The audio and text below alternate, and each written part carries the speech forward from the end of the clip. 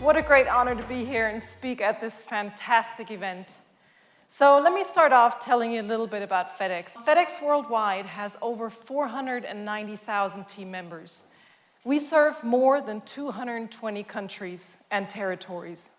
Back in 2012, I started my journey with the move of FedEx Express payroll to ADP for the majority of our European market. In 2016, based on that experience, I was asked to take over reviewing FedEx and TNT's current payroll setup, as well as time and attendance. Time and labor for us was always part of the equation, because as many of you know, it's one of the major inputs to payroll. It's a curious phenomenon, you know? If everything's ticking along nicely, payroll is never mentioned. But if you introduce a new system or a new process, and it leads to mistakes in your employees' paychecks, you're facing a nightmare scenario. Another factor for FedEx was that many of our payroll teams were extremely localized, staffed with payroll practitioners who'd been there for over 25 years and kind of set in their ways. So any change to our payroll landscape was definitely going to be perceived as challenging. So how did we gain enough momentum to make the case for this major payroll change we're going through right now? In 2016, FedEx acquired Dutch-based TNT, which focused management attention on the need to modernize our whole service and IT infrastructure internationally. Outside of the US, FedEx and TNT had a very mixed setup of HR, payroll, and time solutions per country. And we lacked the interfaces between those different applications. I found over 68 different payroll and time and attendance providers, making the contractual overview quite challenging. Our payroll was spread across over 100 teams worldwide, resulting in a lack of international escalation paths and limited best practice sharing. We had also started on our journey of rolling out Workday HCM as our HR system of record globally. With so many different payroll providers and platforms, anytime we tried to consolidate the data, we had to invest significant amount of work to cleanse it prior to being able to present it. One other major factor is, of course, compliance and information security. Another major challenge for us was that most FedEx employees around the world, over 60% in fact, did not have access to a modern time and attendance solution.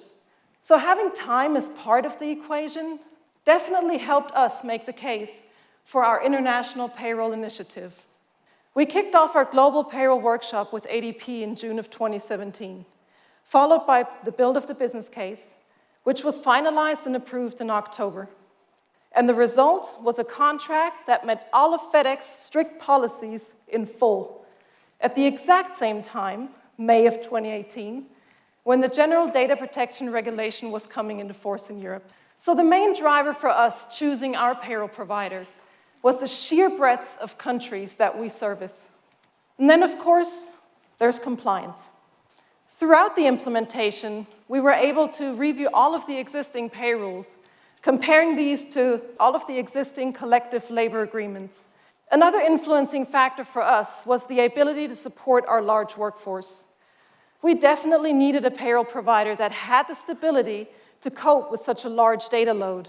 Aside from ADP's global payroll, we already have ADP best-of-breed solutions in many countries. So that pre-existing relationship and cooperation with ADP was definitely a big influence in our decision to choose ADP as our global payroll partner. So as I stand here today, 2 years since we first started our contract negotiations, what is the big picture? I would say the consensus across our countries is that we've introduced a stable payroll system that calculates exactly what it promised to do. We can now report on all of our payroll information for our employees, drawing from the Insight dashboard of ADP. With ADP's global payroll, I can now check which country's payroll is on time. We now have international ownership and one system to gather information with all data in the same format. And in addition, the standardized systems allow us to apply a set of standardized controls as well. So let me share some key takeaways. On the business case of the process, it helped significantly to get our base numbers right. and find out just how many team members were working within the payroll department. Another tip on the business case phase is to make sure you allow more time than you think you will need. On the experience of negotiating the contract, I'd say you definitely need to meet in person and dedicate the time to go through that contract with a fine-tooth comb.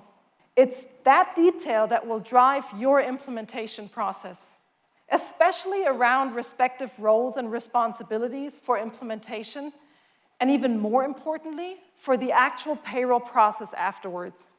One thing we didn't do in the beginning was to prioritize payroll by region. From now on, we'll be focusing on a maximum of 1 or 2 regions at a time. In terms of how I approach the implementation process and what I've learned from that, well, I'm someone who likes to be extremely involved. Payroll teams are typically understaffed and already working at maximum capacity. You need to share the load with other people. Now, I've had to shift my thinking to one that encourages our local teams to take on their fair share. I found that you have to be willing to adapt your communication style. It's hard to get the local engagement you need to implement a new payroll system, so really take the time to sit down and plot out a change management strategy. So for future countries, we'll have an in-depth country preparation phase. We'll include process mapping of all local processes to identify any gaps in service levels. We'll run workshops explaining the new responsibility matrix in detail, addressing any questions immediately. We've been holding a series of client care workshops recently with our in-country and ADP teams to see how we can restructure our roles and responsibilities internally to mirror what ADP does with their regional service centers. The aim is to have our teams ideally match the service ADP provides, so we eliminate the potential for any frustration to creep in on the back of incorrect expectations. Thank you.